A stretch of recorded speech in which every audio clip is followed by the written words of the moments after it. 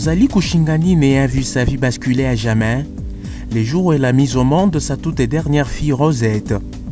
Elle a atteint la fistule, une maladie qui consiste à la communication anormale entre l'organe génital urinaire et rectal de la femme, provoquant la perte de matière fécale et urinaire sans retenue.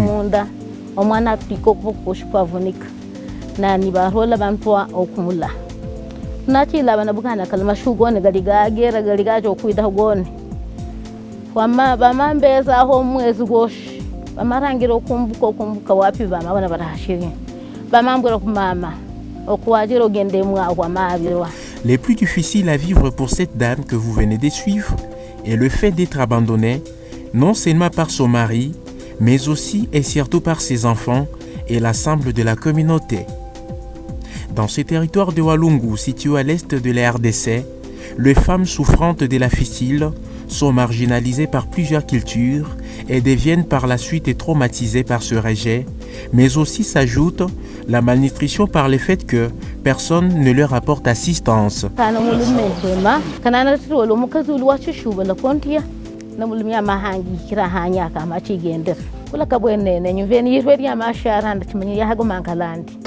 Contrairement à la femme de la ville de Bukavu, certaines femmes des territoires connaissent cette maladie par manque de soins appropriés.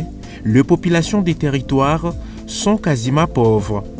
Les foyers préfèrent faire recours aux accouchements non assistés ou forcés.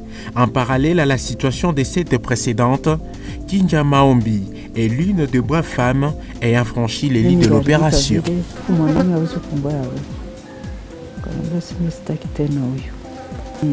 Kutembea nikakuwa nafungia makauchumu, minavala nguo hivi ya mfupi, minafaa sasa luvindo, minafungia kamba huku na ingine huku, njo visende vinavuyavuya sana. Atteintes de la fistule, ces femmes ne savent plus se rendre au champ, ni à l'église, moins non plus à des réunions, rien que vivre en famille. Pour elles, c'est par tolérance, mais la plupart des fois, c'est quelque chose qui dissout la famille et rend cette femme invalide, en dépit des conséquences de la fistule. Sur le plan social, le plan médical prouve que la femme à fistule connaît des infections à répétition, ainsi que la malnutrition et peut mourir à tout moment.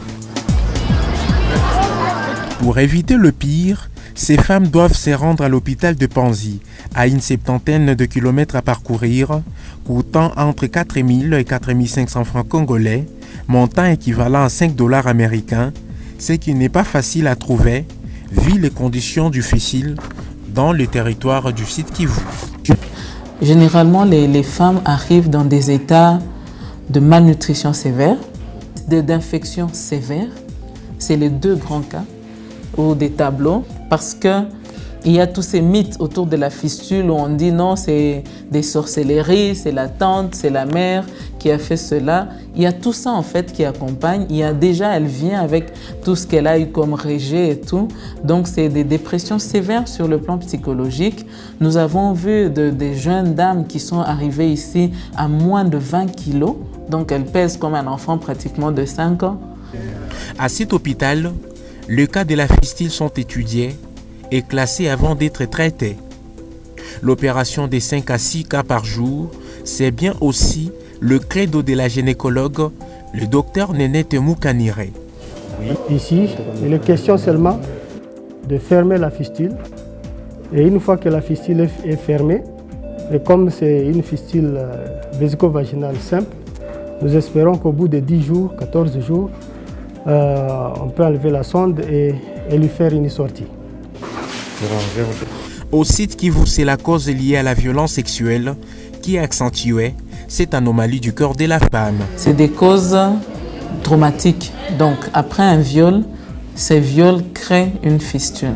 Notamment, c'est des cas de viols pour les petites fillettes ou l'introduction des objets tranchants au niveau de l'organe génital de la femme. Par exemple, tous les cas qu'on a reçus par exemple de Kavumu dans notre province, c'est avec des fistules qui étaient à la fois parfois vésico-vaginales, mais aussi recto-vaginales. Après le traitement de la femme ayant souffert de cette fistule et rentre dans son milieu d'origine. Pour celle de Walungu, elles trouvent un accueil dans leur association Sauti ya Mwanamke Kijijini, en français, la voix de la femme du village. En attendant le rétablissement total sur le plan psychologique, chacune d'elles se sent plus en sécurité et apte à reprendre la vie du couple.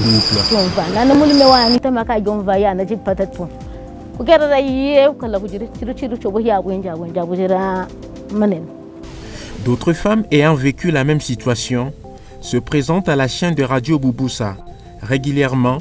Objectif, débattre au cours d'une émission radio-diffusée la question de fistule et bannir le mythe autour de cette question. Ceux-là qui ont eu des plaies, des traumatismes. Et là, à travers l'émission, la communauté est en train d'écouter ce que parlent les gens. Bien que les femmes ayant connu la fistule ne parviennent plus à mettre au monde par voix basse, pour ne plus les amener à des récidives, elles sont conseillées à ne pas faire le rapport sexuel avant 6 mois. Moi, je pense et je continue à faire appel parce que c'est une question de santé publique, de la responsabilité du gouvernement et qui devrait prendre en charge et aider les populations pour les réparations des fistules, mais plus que tout, en fait, pour la prévention et l'éradication de la fistule. Le combat contre la fistule reste une priorité de toute une nation comme la RDC. Cela étant, la dite maladie peut surgir à tout moment. Il y a de quoi considérer cette femme ayant souffert de cette maladie de fistule.